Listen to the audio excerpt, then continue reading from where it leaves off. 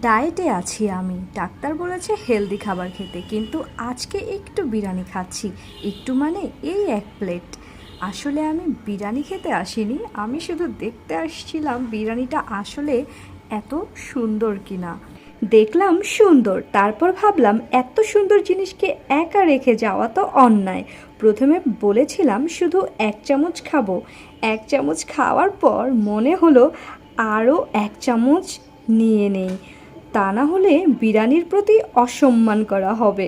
এত ইয়াম্মি বিরিয়ানি দেখে আমার আর ডায়েটের কথা মনেই ছিল না।